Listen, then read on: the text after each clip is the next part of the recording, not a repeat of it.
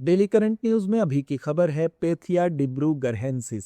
आज की हमारी चर्चा केंद्रित होगी निम्न बिंदुओं के अंतर्गत। सबसे पहले हम देखेंगे ये चर्चा में क्यों है पेथिया डिब्रूगढ़ेंसिस के बारे में, इसकी विशेषताएं, ब्रह्मपुत्र नदी, और अंत में होगा एक अभ्यास प्रश्न। तो आइए सबसे पहले देखते हैं ये चर्चा में क्यों है। हाल ही में असम के डिब्रूगढ़ के पास ब्रह्मपुत्र नदी में मीठे पानी की मछली की एक नई प्रजाति की खोज हुई है, जिसे पेथिया डिब्रूगढ़ेंसिस नाम दिया गया है। इस खोज ने पूर्वोत्तर भारत की नदियों में जैव विविधता की समृद्धि और उसके संरक्षण की आवश्यकता को रेखांकित किया है। आइए जानते हैं पेथिया डिब्रूगढ़ेंसिस के बारे में। यह प्रजाति साइप्रिनिड परिवार से संबंधित है, जिसे आमतौर पर बार्ब मछलियों का परिवार कहा जाता है। यह असम के डिब्रूगढ़ जिले के मैजान क्षेत्र में ब्रह्मपुत्र नदी के माध्यम से तेज प्रवाह वाले हिस्से में पाई गई, जहां तलछट में मिट्टी, रेत और पत्थर मौजूद थे।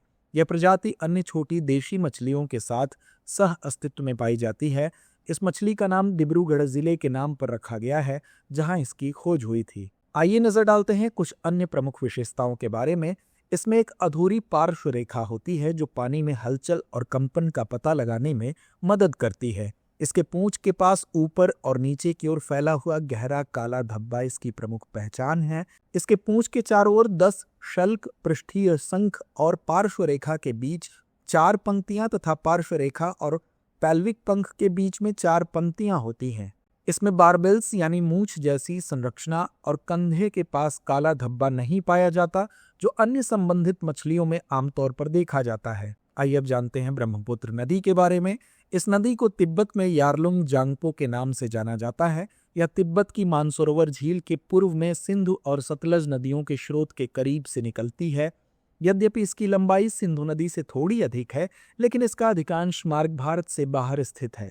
नामचा बरवा शिखर के पास यह नदी अंग्रेजी के यू अक्षर जैसा मोड़ बनाकर भारत के अरुणाचल प्रदेश में एक गॉर्ज यानी कि घाटी के माध्यम से प्रवेश करती है। अरुणाचल प्रदेश में सादिया कस्बे के पश्चिम में यह नदी भारत में प्रवेश करती है। वहीं इसके बाद दक्षिण पश्चिम दिशा में बहते हुए इसके बाएं तट पर इसकी प्रमुख सहायक नदियां दिबांग या सिकांग और लोहित मिलती हैं, और इसके बाद यह नदी ब्रह्मपुत्र के नाम से जानी जाती है। तो आइए अंत में नोट करते हैं आज का अभ्यास प्रश्न।